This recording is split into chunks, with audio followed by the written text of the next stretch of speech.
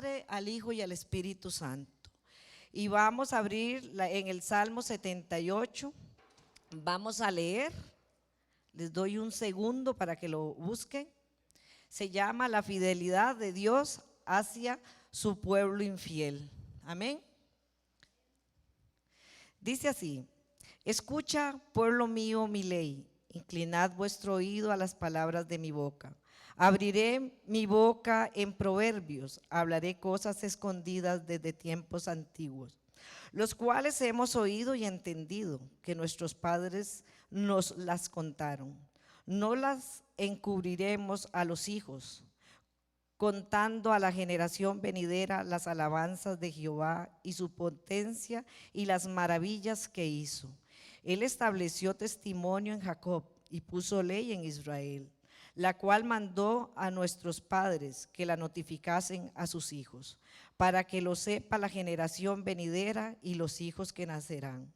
Y a los que se levantarán lo cuenten a sus hijos, a fin de que pongan en Dios su confianza y no se olviden de las obras de Dios, que guarden sus mandamientos y no sean como sus padres, generación contumaz y rebelde, generación que no dispuso su corazón, ni fue fiel para con Dios, su espíritu. Los hijos de Efraín, arqueros armados, volvieron las espaldas en el día de la batalla. No guardaron el pacto de Dios, no quisieron andar en su ley, sino que se volvieron de sus obras y de sus maravillas que le había mostrado. Delante de sus padres hizo maravillas en la tierra de Egipto, en el campo de Zoán. Dividió el mar y lo hizo pasar, detuvo las aguas como en un montón. Les guió de día con nube y toda la noche con resplandor de fuego. Hendió las peñas en el desierto y les dio a beber como de grandes abismos, pues sacó de la peña corrientes e hizo descender aguas como ríos. Pero aún volvieron a pecar contra él, rebelándose contra el Altísimo en el desierto. Amén. Vamos a llegar hasta ahí porque es un salmo muy grande y nos habla de lo infiel que fue el pueblo de Dios, ¿verdad? Después de que Dios había sido fiel, después de que Dios los sacó del pueblo de Egipto, después de las cosas y grandes maravillas que hizo con ellos en el desierto. Hoy nosotros estamos aquí porque hemos sido fieles, ¿verdad? Y ellos pues quitaron la mirada de Dios. Hoy es un día, un jueves, para nosotros pensar un momento, si le diéramos la espalda al Señor, ¿a dónde iremos, verdad? Porque apartados de Dios nada somos. Y también el Señor nos manda aquí que le hablemos a nuestras generaciones, a nuestros hijos, a nuestros nietos, a toda esa generación pequeña que viene detrás de nosotros, para que ellos nunca se olviden del Señor. Si hoy estamos aquí es por la misericordia de Dios, es por el precio que Dios pagó en esa cruz hace más de 2000 años. Así es que no quitemos la mirada de nuestro Señor Jesucristo y sigamos adelante.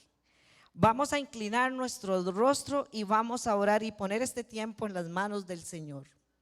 Señor y Padre Santo, te damos gracias, Señor, por tu palabra, porque nos enseña, Señor, a que tenemos que ser fieles contigo en los momentos buenos como en los momentos malos, Dios. Ayúdanos, que tu Espíritu, Señor, nos hable cada día más a seguir, Señor, tus pasos, a no quitar la mirada de ti, Padre Santo, sino cada día ser más fieles contigo. Dios, todo esto lo pedimos en el nombre de tu Hijo amado Jesucristo. Amén. Ahora le damos la bienvenida a Guillermo, que es el que trae la palabra de esta noche. Amén.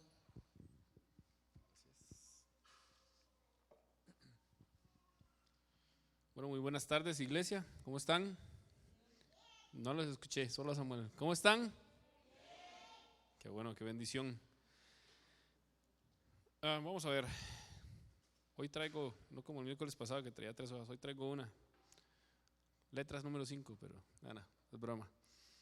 Ok, en vista de que, bueno, estamos en Semana Santa y el pastor nos pidió, pues, o otorgó un culto a cierta cantidad de ministerios, Yo quería hablar sobre un tema que a mí siempre me ha gustado mucho, que me ha llamado mucho la atención, que es eh, el porqué, o un poco el porqué de la venida de Jesús, ¿verdad? Todos sabemos el porqué, pero dentro de todas esas cosas, de lo más importante que nos dejó fue las enseñanzas que Él nos dejó, su palabra, y la promesa del Espíritu, de que cuando Él se iba a venir el Espíritu, ¿verdad?, a estar con nosotros. Entonces hoy voy a hablarles un poquito de un tema relacionado con el Espíritu Santo, que creo que es muy importante, sobre todo para los tiempos que estamos viviendo. El tema se llama Las 10 vírgenes, el porqué de la parábola. Entonces, yo quiero que usted se relaje y abra su mente a este tema, porque es un tema muy bonito, ¿verdad? Mucha gente no entiende mucho, digamos, la parábola, o sea, de las 10 vírgenes, el matrimonio, etcétera, pero no entienden por qué Jesús hablaba tanto con parábolas. Y es algo que a mí siempre me ha gustado mucho, me ha llamado mucho la atención, porque Jesús hablaba con parábolas. Entonces, una parábola ayuda a hacer una similitud con eventos, tradiciones, etcétera, de la época de cada persona, ¿verdad? Las parábolas le ayudaban a Jesús a captar más la atención del pueblo. Recordemos que en ese tiempo,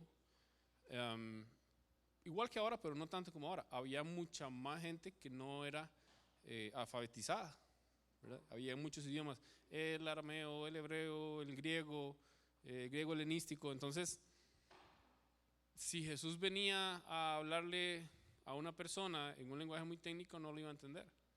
Entonces Jesús se aprovechó de las parábolas para que desde el más pequeño y el más humilde, el que no entendía nada, pudiera recibir la palabra del Señor en su corazón, hasta el más elevado.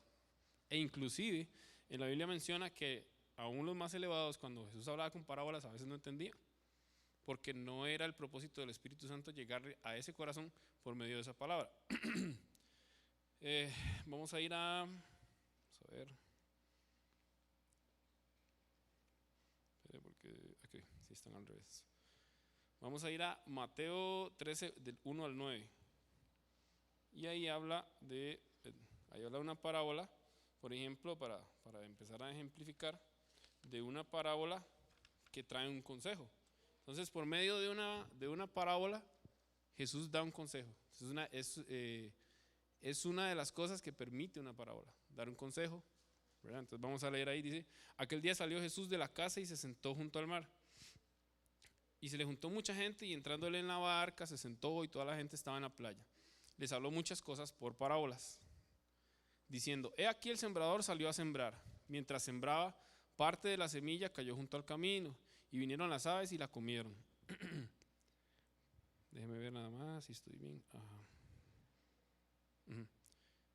Parte cayó en pedregales donde no había mucha tierra, y brotó pronto porque no tenía profundidad de tierra. Pero salió el sol, se quemó y no tenía raíz, y se secó esa semilla. Parte cayó entre espinos, y los espinos crecieron y la ahogaron. Pero parte cayó en buena tierra y dio fruto, cuál al 100, cuál al 60 y cuál al 30 por uno. El que tiene oídos para oír, oiga. Y esto es una frase que se repite en muchos lugares, tanto en parábolas como en enseñanzas que él estaba dando. Entonces, dentro de la investigación que yo hice, la palabra oídos, traducida al hebreo, se dice shamá, y se refiere a no solo escuchar, no solo oír, no solo, sí, oí y ya. Y sí, saqué tal vez una lección y se me olvidó. Dice, shamá es oír inteligentemente, a menudo con implicación de atención y obediencia, ¿verdad? Entonces no es solo oír, es yo oigo, o sea, yo necesito escuchar para entender, para en mi corazón sentir ese llamado a la obediencia dentro de la enseñanza que se está dando. En este caso le está hablando de la parábola del sembrador, y está explicando cómo la palabra llega a diferentes personas y da fruto en diferentes personas. Entonces, el consejo que se da aquí es: el que tiene oídos para oír, oiga. Y es mucho más profundo que solo escuchar. Luego, hay ejemplos de similitudes también, se hacen similitudes.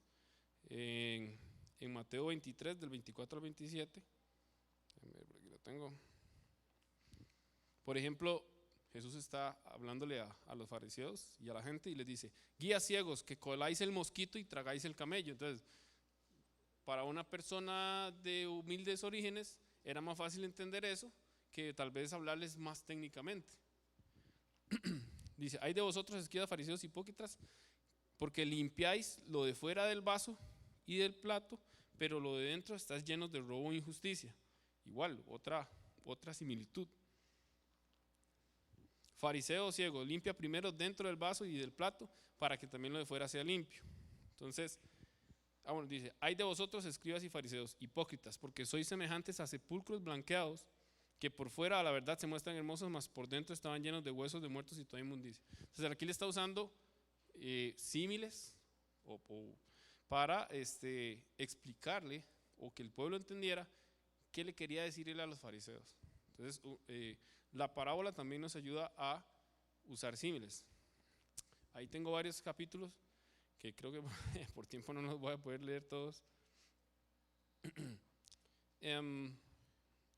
Como les digo, esto ayuda a captar más la atención del pueblo. En Lucas 19 podemos verlo. Lucas 19, 47 y 48. Vamos a ver. Para ver. Es que con razón me metí mal. Dice: y enseñaba cada día en el templo, pero los principales sacerdotes, los escribas y los principales del pueblo procuraban matarle, y no hallaban nada que pudieran hacerle, porque todo el pueblo estaba suspenso oyéndole. O sea, imagínense lo que es, por ejemplo, y a mí me llama la atención porque a veces pasa aquí un domingo, el pastor está predicando y hay un silencio sepulcral, y tal vez el pastor dice amén, y todo el mundo está como, tiene que decir amén, y tal vez es porque la gente está tan absorta en lo que el pastor está diciendo, tal vez está tan interesante que la gente está poniendo atención. Entonces yo me imagino a Jesús, imagínese usted a Jesús tal vez en el Estadio Nacional predicando y que haya un silencio sepulcral porque la gente está tan metida en lo que él está diciendo, ¿verdad? Está poniendo tanta atención que nadie habla, inclusive ni los niños.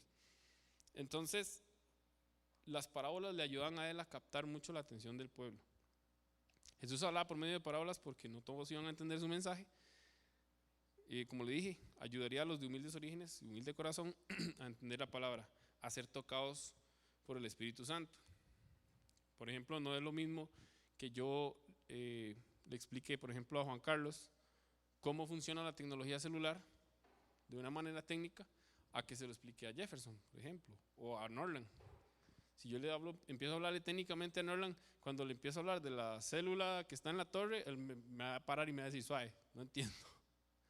En cambio, si le pongo un ejemplo, por ejemplo, es como si hubiera una persona en una montaña con un megáfono que estuviera llamando, entonces el que pasa cerca lo va a empezar a escuchar y va a empezar a comunicarse. Entonces ya ahí me va a entender mejor. Eso era una introduccióncita de por qué Jesús usaba parábolas. Ahora quiero entrar ya a la parábola de las 10 vírgenes. Vamos a Mateo 25, del 1 al 13.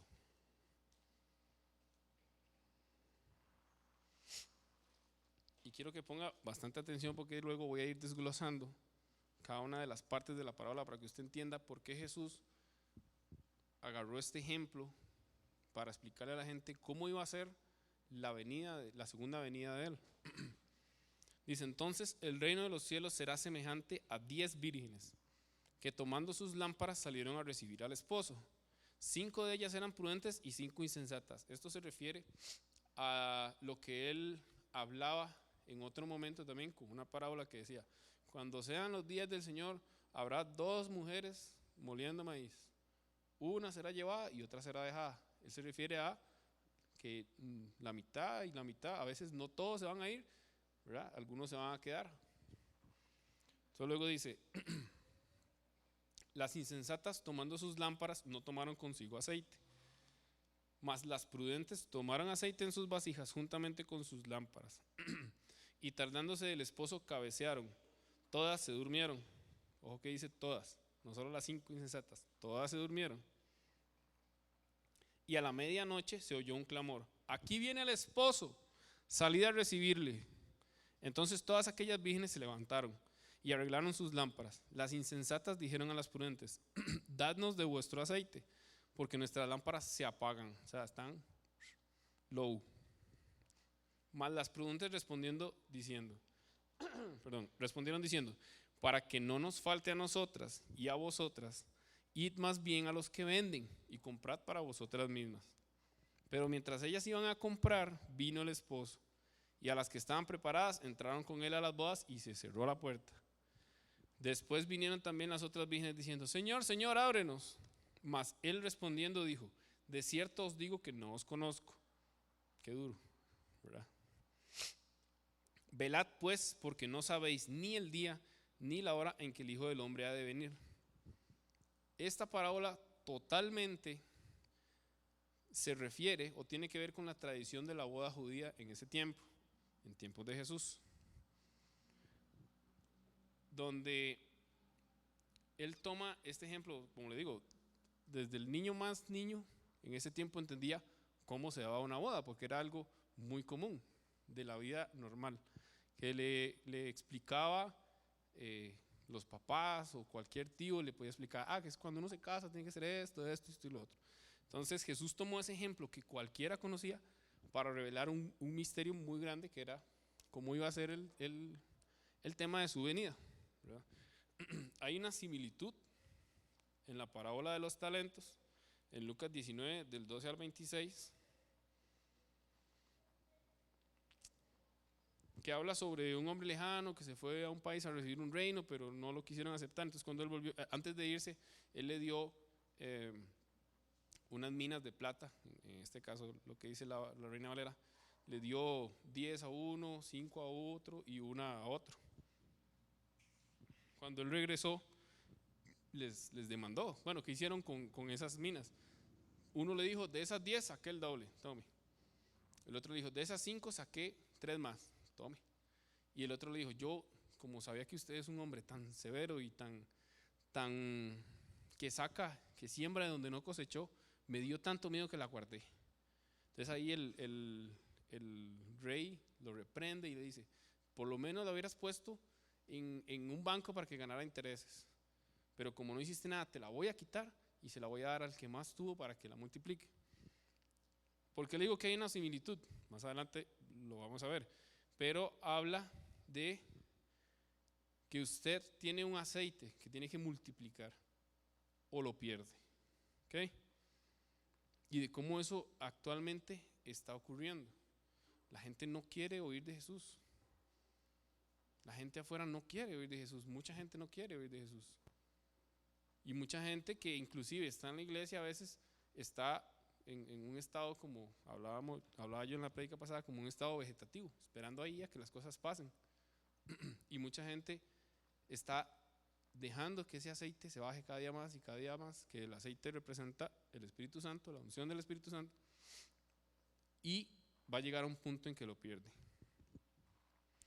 Entonces, ¿cómo funciona la tradición de la boda judía? Todo empieza cuando un muchacho se quiere casar con una muchacha, ¿verdad? Obviamente. Entonces, dice que en ese tiempo, cuando un muchacho pasaba por la puerta y llevaba un pellejo de vino y un tarrito con ciertos regalos, todo el mundo sabía a qué venía, a pedir a alguna de las hijas en matrimonio. Entonces, él tenía que negociar con el suegro, no con la novia. Negociaba con el suegro. El suegro no podía negar a la hija, pero el suegro imponía un precio.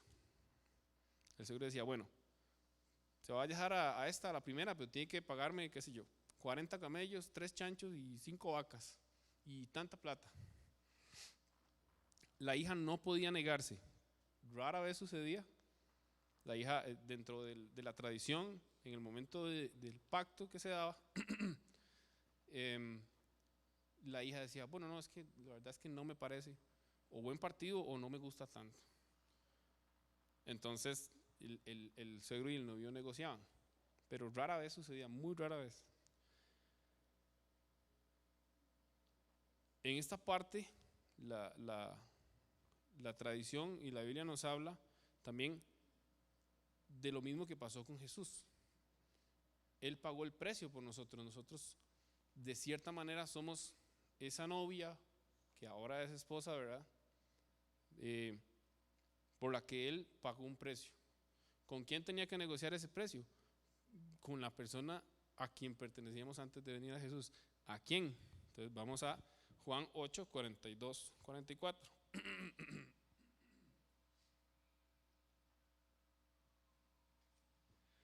Aquí dice: Jesús entonces les dijo: si vuestro Padre fuese Dios, ciertamente me amarías, porque yo de Dios he salido y he venido, pues no he venido de mí mismo, sino del que me envió. ¿Por qué no entendéis mi lenguaje? ¿Por qué no podéis escuchar mi palabra? Vosotros sois hijos de vuestro padre el diablo, y los deseos de vuestro padre queréis hacer, o sea, los deseos de la carne, del mundo. Él ha sido homicida desde el principio y no ha permanecido en la verdad, porque no hay verdad en él. Cuando habla mentira, de suyo habla, porque es mentiroso y padre de mentira. Entonces, Dios fue a negociar con el gobernador de este mundo, que es Satanás, y el precio que él exigió fue la sangre de Jesús, para que todos pudiéramos ser libres. Volviendo a la tradición, dice: una vez aceptada la negociación, la novia ya es esposa, pero sin consumación del matrimonio. Eso es lo que pasaba. Entonces, ya, qué sé yo, Norlitan fue a negociar con el papá de Martita. Le dijo: yo me voy a casar, aquí está, tome la prenda. Y entonces hacían un ritual que tomaban de una copa de vino, los tres, la rompían, y la ruptura de la copa de vino significaba que no había marcha atrás. O sea, ya no se podía volver a unir la copa. Entonces quiere decir que ya no había marcha atrás en lo que habían pactado. Entonces el suegro decía: bueno, ya esa va a ser su esposa, pero no era en ese momento que se casaban. Tenían también algo como una santa cena pequeña, ¿verdad?, donde el vino representaba el pacto y el pan representaba el precio. Es una similitud con la santa cena que hizo el Señor. Luego el novio, ahora esposo, se iba a preparar morada para la novia, que ahora es esposa, que aún en casa de sus padres se preparaba para ser esposa. Entonces aquí hay una similitud también de cómo Cristo ama a la iglesia, y vamos a Juan 14 del 2 al 3.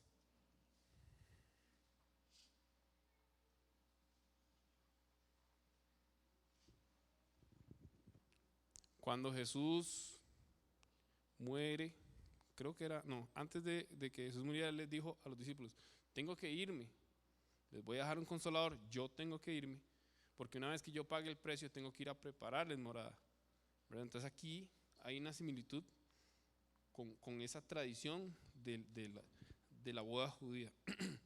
Dice: en la casa de mi padre muchas moradas hay. Si así no fuera, yo os lo hubiera dicho. Voy pues a preparar lugar para vosotros. Y si me fuere y os preparare el lugar, vendré otra vez. Y os tomaré a mí mismo, para que donde yo estoy, vosotros también estéis. Esto es completamente lo que acabo de hablar de la boda judía. El esposo paga el precio, hace un pacto, se va a preparar morada, pero va a regresar. Luego dice, vamos a Apocalipsis 22, 17.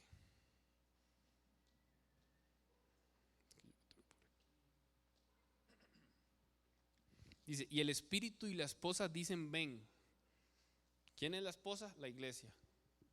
Nosotros tenemos que estar constantemente deseando y clamando que el esposo, que es Jesús, venga, para que se consume todo el tema de la boda y el pacto.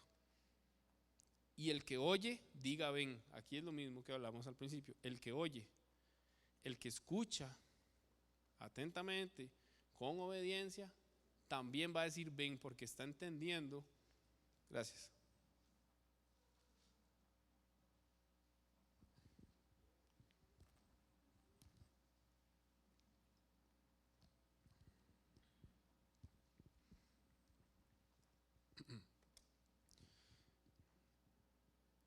el que oye o el que escucha con atención, como hablamos al principio, también va a clamar, porque entiende que lo que está pregonando es la venida del Señor. Y el que tiene sed, venga, y el que quiere, tome del agua de vida gratuitamente. Se refiere completamente a Jesús. Luego dice, el padre de la novia tiene que estar vigilante, obviamente, en todo momento. Ya que si la novia, ahora esposa, era infiel, ¿qué podía pasar? Debía devolver 4 veces más el precio acordado. Imagínese usted. ¿De dónde va a sacar el diablo para devolver 4 veces más la sangre de Cristo? El novio, ahora esposo, ya luego de que pasaba un año, más o menos era lo que duraba el novio en ir a hacer la casa donde iba a vivir con la novia, iba a hacer toda su cuestión. Vuelve con gran júbilo por su esposa. Y aquí habla de la tradición de la procesión. Vamos a Mateo 25:6.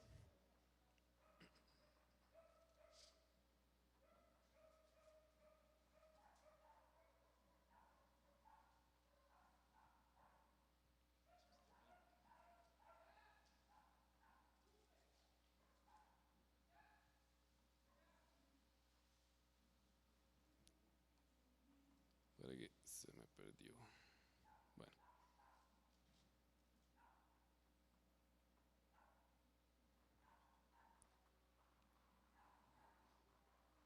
Mm. 25:6 dice, y a la medianoche se oyó un clamor, está hablando de la misma parábola, que decía, aquí viene el esposo, salid a recibirle. ¿Cómo se da cuenta la gente o cómo se dieron cuenta que venía el esposo? Había una tradición que era, como le dije ahorita, la tradición de la procesión. ¿En qué consistía?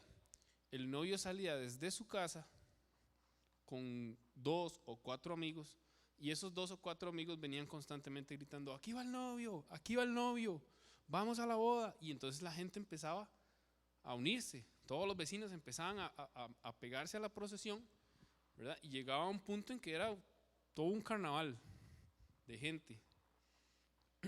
Entonces, esta parte habla de eso. Hay personas que en este caso deberíamos de ser nosotros los que estemos pregonando, ya viene el novio, ya viene Cristo, arrepiéntanse, vengan, únanse, vamos, tenemos que tratar de entrar a esa boda, porque en ese tiempo la boda era todo un festival. O sea, entraba el que fuera en la procesión y ahí comían y bebían, duraba como 3 días la boda, más o menos.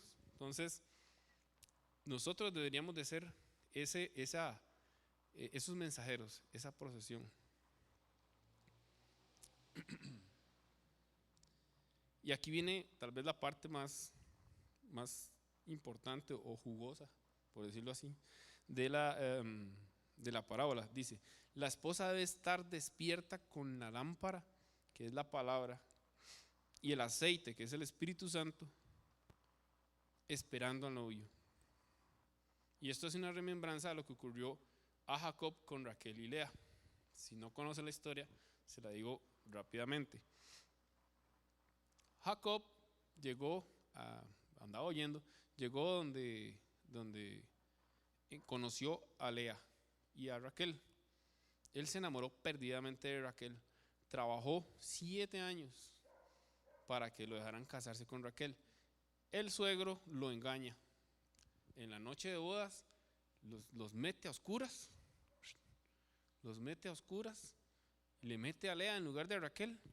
Y al otro día Jacob se da cuenta que lo engañaron. Entonces Jacob vuelve otra vez a trabajar otros 7 años para poder casarse con Raquel, para poder tener toda como él no tenía una dote, tener, por decirlo así, una manera de pagar el precio para la boda. Entonces él le dio 7 años de trabajo gratis, digámoslo así, al suegro. En vista de que lo que Jacob pasó, se instauró la tradición de la lámpara. Entonces, ¿qué ocurre? Cuando el novio llega al lugar, la novia tiene que tener un velo que representa que se ha mantenido casta y pura, y tiene que tener una lámpara. Entonces el novio levanta el velo y la luz de la lámpara le permite ver que sí es la novia, que le permite ver la cara y decir, sí, esta es Raquel con la que me voy a casar, y no me van otra vez a meter gato por liebre.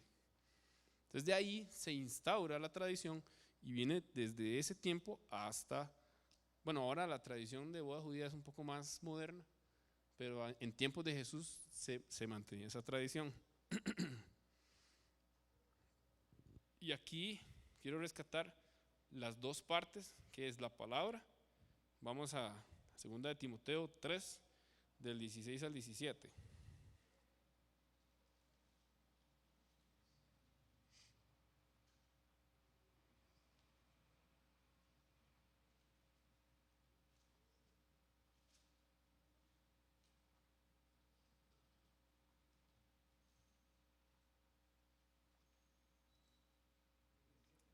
Ajá, 3, 16 al 17.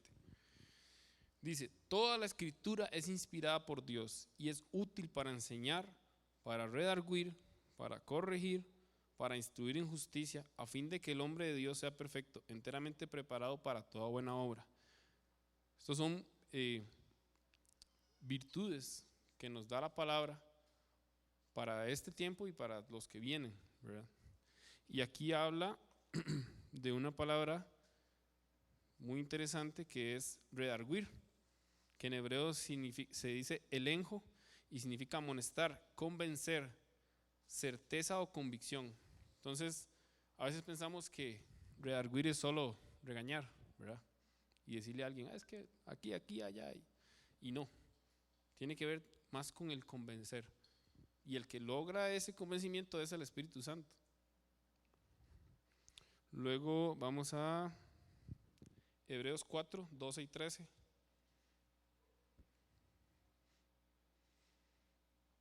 Que es tal vez el versículo que más se usa cuando se refiere uno a la palabra, y es muy, muy bonito. Dice, porque la palabra de Dios es viva, eficaz y más cortante que espada de dos filos, y penetra hasta partir el alma y el espíritu, las coyunturas y los tuétanos, y discierne los pensamientos y las intenciones del corazón.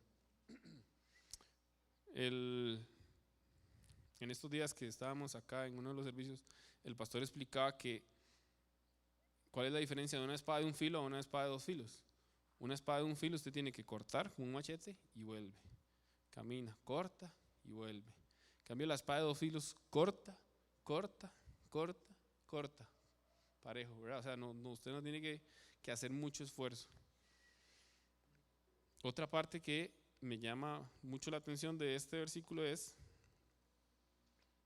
la parte de donde dice penetra hasta partir el alma y el espíritu.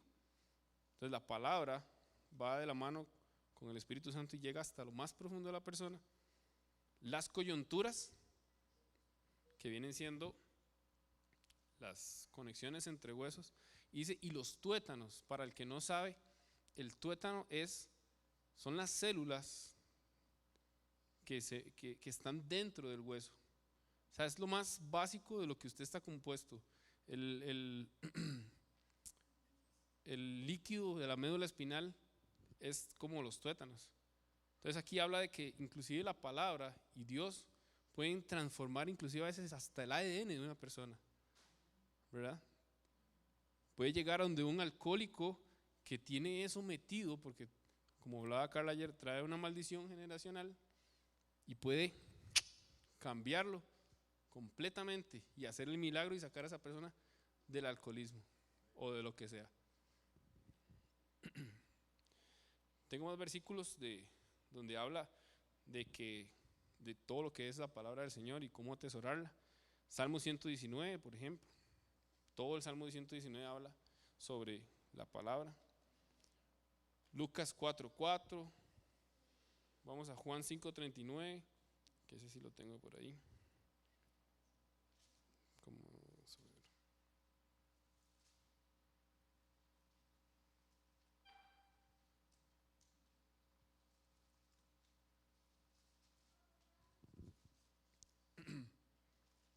cuando lo tienen me dicen amén para no, que estábamos lejos del otro lado. Ok. Dice, escudriñad las escrituras, porque a vosotros os parece que en ella tenéis la vida eterna, y ellas son las que dan testimonio de mí. Y aquí quiero rescatar una palabra muy interesante, que es escudriñar. Generalmente se nos dice, es que escudriñar es agarrar y meterse, leer un poquito más, meditar un poquito más, buscar si este versículo está conectado con este. Y es cierto, pero escudriñar se compone de 3 partes en el hebreo, que son nakar, que es, bueno, escudriñar, mirar con toda atención a, reconocer, familiarizarse con, preocuparse por, respetar o reverenciar. El yakar, que es penetrar, examinar íntimamente, buscar, demandar y descubrir. Y anacrino, que es investigar, interrogar, determinar, poner a prueba, que es muy importante, y preguntar. Entonces imagínese todo lo que tiene que hacer usted con un versículo. Y eso hay que hacerlo con toda la palabra. No nos alcanzaría la vida para escudriñar toda la escritura, ¿verdad? Tendríamos que pasar en eso 24/7 y se nos acaba la vida y no hemos terminado. Y luego también, ahora vamos a la parte del espíritu. Ventajas y demandas espirituales que se nos hacen a nosotros, como la esposa. Vamos a Mateo 3:11. Dice, yo a la verdad os bautizo en agua para arrepentimiento, pero el que viene tras de mí, que era Jesús, cuyo calzado no soy digno de llevar, es más poderoso que yo. Él los bautizará en Espíritu Santo y fuego. También está Lucas 4, del 18 al 19, que dice, el Espíritu del Señor está sobre mí, por cuanto me ha ungido para dar las buenas nuevas a los pobres. Y hoy le digo, usted ha sido ungido también para dar las buenas nuevas a los pobres. Me ha enviado a sanar a los quebrantados de corazón. De igual manera, usted ha sido ungido para eso. A pregonar libertad a los cautivos, vista a los ciegos y poner en libertad a los oprimidos. A predicar el año agradable del Señor. Y aquí me gusta mucho 2 cosas. Vista a los ciegos, en la reunión de varones que tuvimos, Norla nos hablaba sobre los tipos de mente y cómo la mente es cegada y también está en tinieblas y otras cosas. Y si usted quiere oír más, venga a las reuniones de varones, están muy buenas. Pero nos hablaba de la mente enceguecida. Y vista a los ciegos no se refiere solo a la gente que pues físicamente no puede ver, sino también que la gente espiritualmente está cegada. También tengo por aquí, bueno, dice dar las buenas nuevas a los pobres. A veces pensamos que es la gente que está ahí en la alcantarilla o que vive en lugares que tal vez no son muy aptos para la vida, etcétera, que no tienen recursos. Pero aquí pobre en el hebreo significa otzem, rish, y dice que se refiere a necesidad, pobreza, débil, flaco, necesitado, humilde, manso, enfermo, destituido, pequeño o traído a menos. Entonces no es solo a la gente que está, como le digo, en esas condiciones, ¿verdad? Hay gente humilde que tal vez tiene su casa, vive bien, pero es una persona humilde y no ha escuchado de la palabra del Señor. A los pequeños, aquella barrera de pequeños que está allá, ¿verdad? También es nuestra responsabilidad predicarles, hablarles de las buenas nuevas. También tenemos aquí Hebreos 1:9.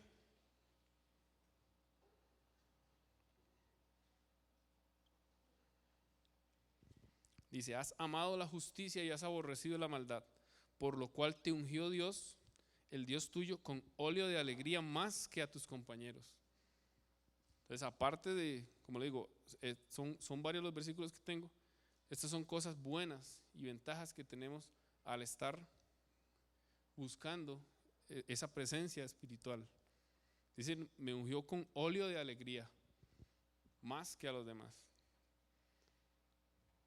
Y ahí tengo, para los que apuntan, Isaías 11 del 1 al 5, Gálatas 5:5, Juan 4:24 y Hechos 1:8, que ese sí voy a ir.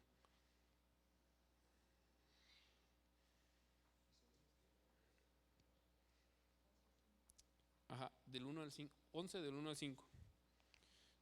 Hechos 1:8.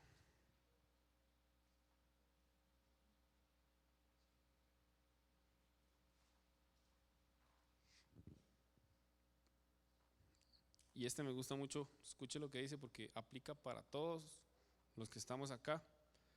Pero recibiréis poder cuando haya venido sobre vosotros el Espíritu Santo, y me seréis testigos en Jerusalén, en toda Judea, en Samaria y hasta lo último de la tierra.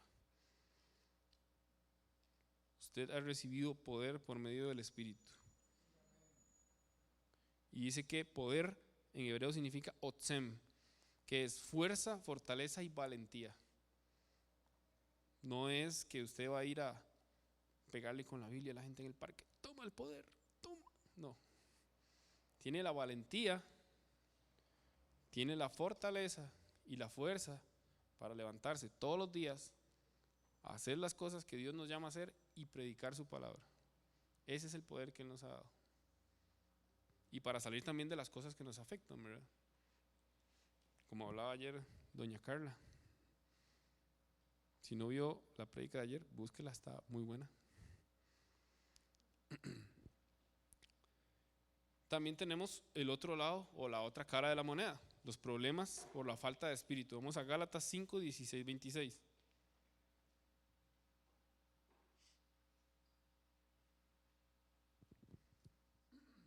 Este es un poco largo, entonces lo voy a leer rápido.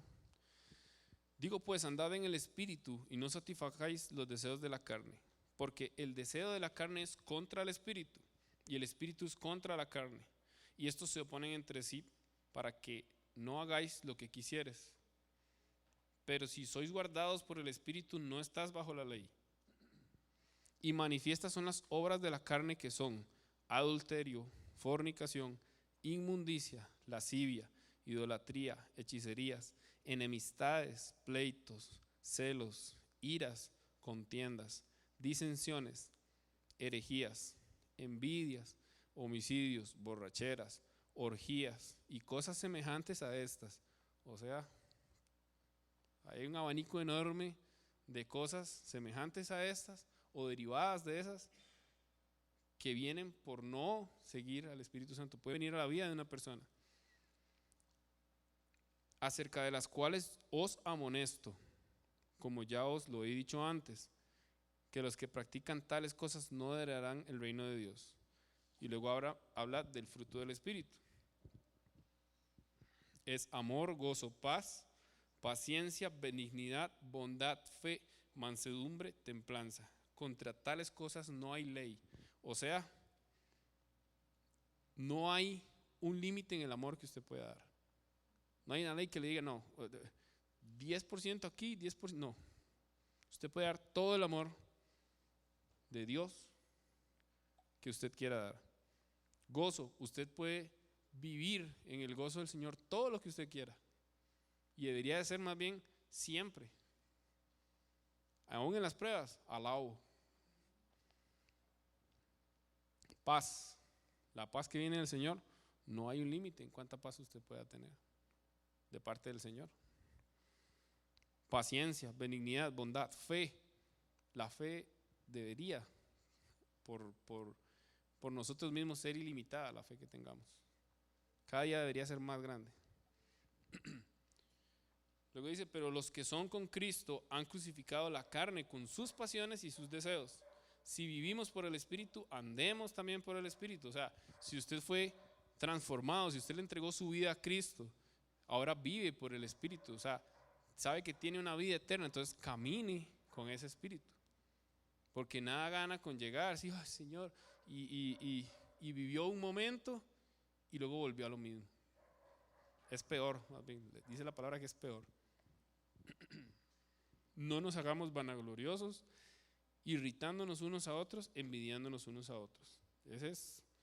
Hay una lista larga. Luego Gálatas 6, del 7 al 8, dice, no os engañéis, Dios no puede ser burlado, pues todo lo que el hombre sembrar, eso también segará. Y esto es muy importante para lo que le voy a decir al final, recuérdelo. Porque el que siembra para su carne, de la carne segará corrupción, mas el que siembra para el Espíritu, del Espíritu segará vida eterna. Del versículo anterior hay una palabra que es inmundicia. A veces no entendemos a qué se refiere inmundicia en la vida de una persona, ¿verdad? Porque todos tenemos el concepto de que inmundicia es de algo que está sucio ahí, pues yo no lo toco, no me meto. Pero vea lo que significa inmundicia en hebreo, dice que se dice sheketz, y dice objeto idolátrico, abominación o contaminar. Entonces, dentro de la inmundicia entra la religiosidad, la idolatría, cualquier cosa que me pueda contaminar entra dentro de esa categoría.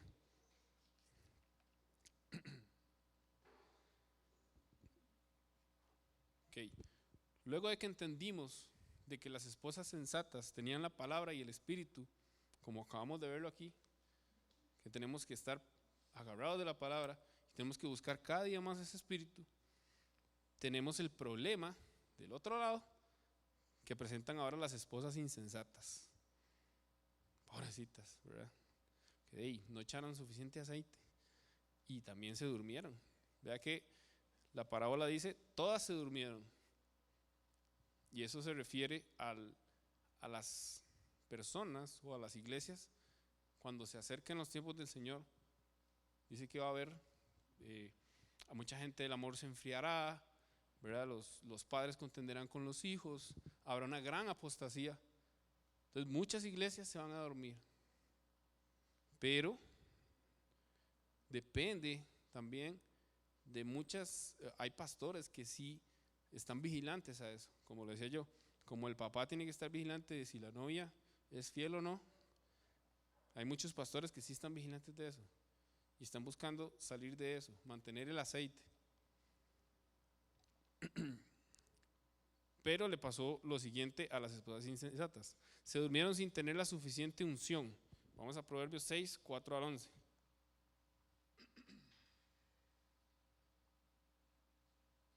Y esta es la parábola del perezoso, que yo la comenté en la prédica que di el miércoles pasado.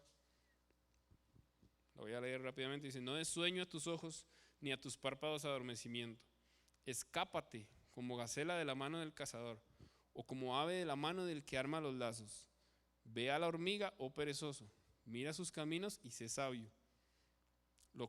La cual no teniendo capitán, ni gobernador, ni señor, prepara el verano su comida y recoge en el tiempo de la siega su mantenimiento. Perezoso, ¿cuánto has de dormir? ¿Cuándo te levantarás de tu sueño? Un poco de sueño, un poco de dormitar y cruzar por un poco las manos para reposo. Así vendrá tu necesidad como caminante y tu pobreza como hombre armado. En la prédica yo compartía la versión en lenguaje actual, donde dice tu necesidad como caminante, dice tu necesidad como un ladrón. Entonces aquí en este caso caminante se refiere a una persona que anda por ahí viendo a ver qué agarra, qué se lleva, a dónde se mete a robar. Y hablaba de que la pereza nos lleva directamente a perder la unción, a perder la conexión con el Espíritu Santo. Porque dejamos cada día más pasar el tiempo, lo dejamos ir y ir. Ay, qué pereza ir a la iglesia, qué pereza leer la Biblia. Es que yo leo la Biblia 5 minutos y me duermo. Qué pereza hacer un devocional, levantarme temprano, orar en la madrugada, interceder. Y esa pereza va robándote la unción, la conexión. Fue parte de lo que le pasó a las esposas insensatas. Se durmieron sin tener suficiente unción. La unción no se vende, se anhela, se siembra, se trabaja y se obtiene por gracia. Dice, al no tener unción, se perdieron. Y esto es un mensaje, digamos, para la gente. Y Jesús lo habla más adelante, comparándolo con la gente de cuando se acerquen los tiempos de la venida de Él. Al no tener una unción clara, usted no puede escuchar la voz del Señor, de si lo que le están diciendo está bien o está mal. Y dice que cuando Él venga, mucha gente se va a perder en falsas doctrinas, en falsos apóstoles, y van a creer que tienen unción, gente que va a hacer prodigios y cosas, y por la falta de la unción correcta, del aceite correcto, no van a poder probar eso y decir, no, este sí es y este no es. Y van a ir a buscar un aceite que no sirve, como dice la parábola. Fueron a buscar aceite, pero cuando fueron a buscar aceite ya no encontraron el que era. Y cuando volvieron, el novio les dijo, yo no conozco a nadie, ese aceite yo no lo conozco. Y aquí tengo varios versículos que por un tema de tiempo no los voy a leer, se los voy a decir, que es 1 Timoteo 4:1, para los que apuntan ahí, que ahí habla de la apostasía. 2 de Pedro 2, en traducción al lenguaje actual, y Marcos 13, 22 y 23, que hablando de apostasía, vamos a ver, dice que en el hebreo viene de apostasía, apostatar viene de apostasía, y significa deserción de la verdad, volver atrás y resbalar. O sea, no es solo que yo me aparto, sino que vuelvo atrás. Todo lo que hice en el Señor en algún momento es como borrón, cuenta nueva, porque usted completamente se pasó otra vez al otro lado. Como le digo, esta parábola tiene que ver con la venida del Señor, con cómo van a ser las cosas cuando Él venga y con cuán celosos tenemos que ser con ese aceite para que cuando Él venga Él nos pueda reconocer y no caigamos en falsas doctrinas, falsos apóstoles, que por cierto ahora se ha dado la moda de que cualquiera se llama apóstol y eso está mal. Apóstoles son solo 12 y la Biblia lo dice claramente en Apocalipsis 21:14.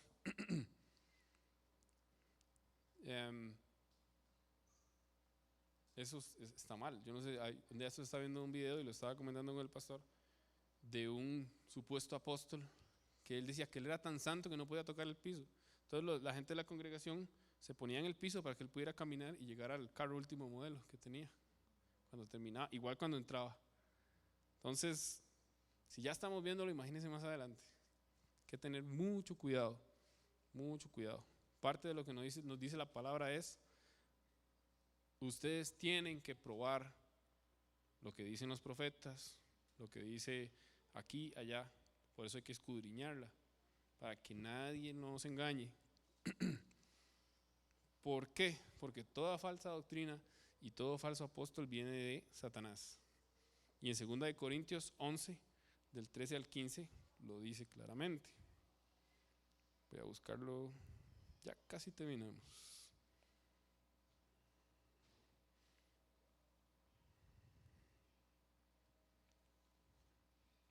Dice, porque estos son falsos apóstoles, obreros fraudulentos, que se disfrazan como apóstoles de Cristo. Y no es maravilla, porque el mismo Satanás se disfraza como ángel de luz. Así que no es extraño si también sus ministros se disfrazan como ministros de justicia, cuyo fin será conforme a sus obras. ¿Okay? Entonces, tenemos que estar muy, muy, muy atentos de eso. Y la frase, una de las frases finales que le quiero dejar es: debemos guardar nuestros corazones para Cristo y buscar las cosas celestiales. Y ahí tengo varios versículos que igual por un tema de tiempo no los voy a leer, pero sí los voy a decir para que los apunte. Marcos 10 del 17 al 23, Lucas 9 del 23 al 26, Proverbios 4, 20, 27, Colosenses 3 del 1 al 4,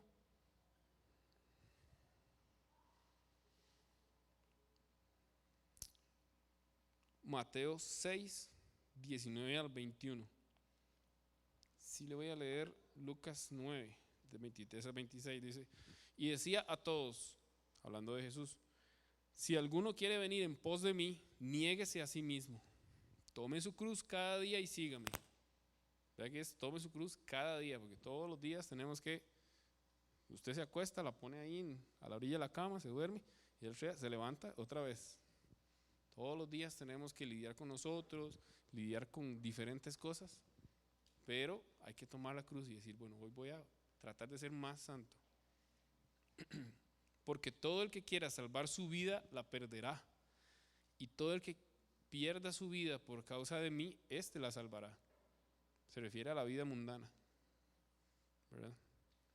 Hay gente que usted lo ve a veces, ahora está muy de moda las redes sociales, muchísimo más, y usted ve gente que anda en Dubái, que paseando aquí, que fotos en las cataratas, que allá, y a veces uno dice, qué lindo ir a pasear también.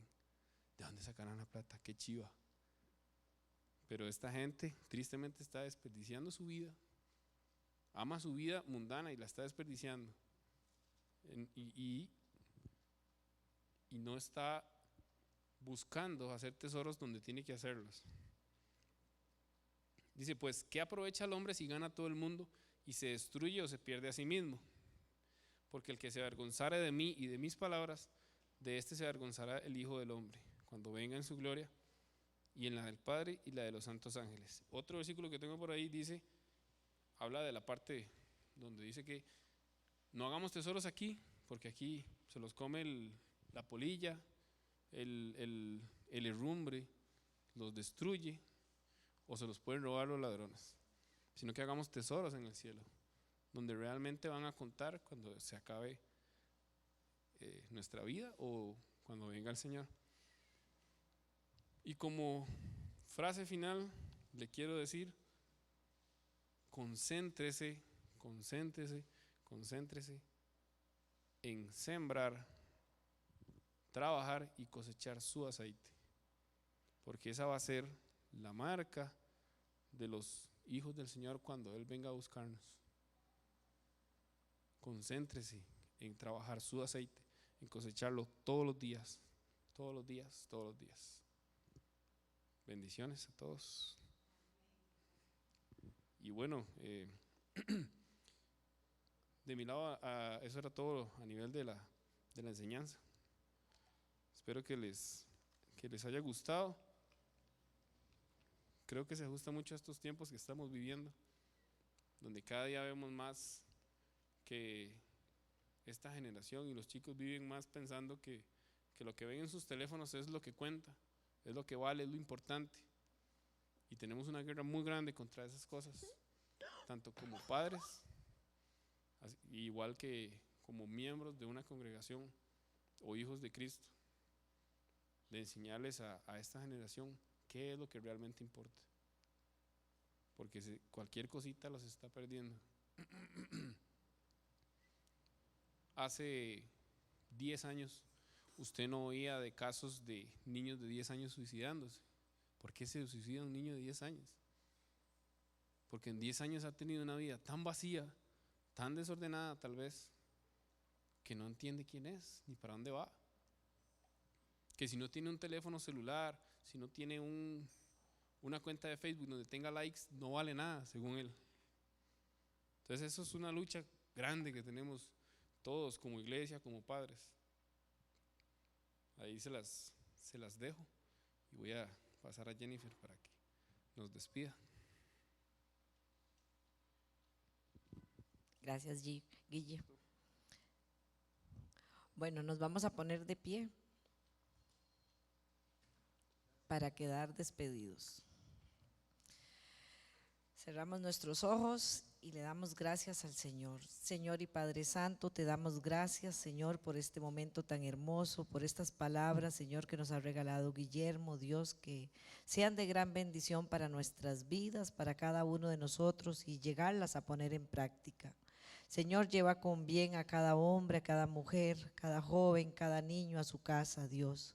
Así como nos guardó al traernos aquí, Señor, llévanos también a casa bien, Dios, guardándonos. Reprendemos toda aquella mente que quiera levantarse en contra de nosotros, Señor, y que tu sombra, Señor, no sea parte de nosotros, sino que nos lleve con bien. Ponemos este tiempo en tus manos y pedimos tu bendición, Señor. Esa bendición que vamos seguros, guardados, Señor. La bendición del Padre, del Hijo y la cobertura de tu Espíritu Santo en el nombre de Cristo Jesús. Amén. Buenas noches a todos.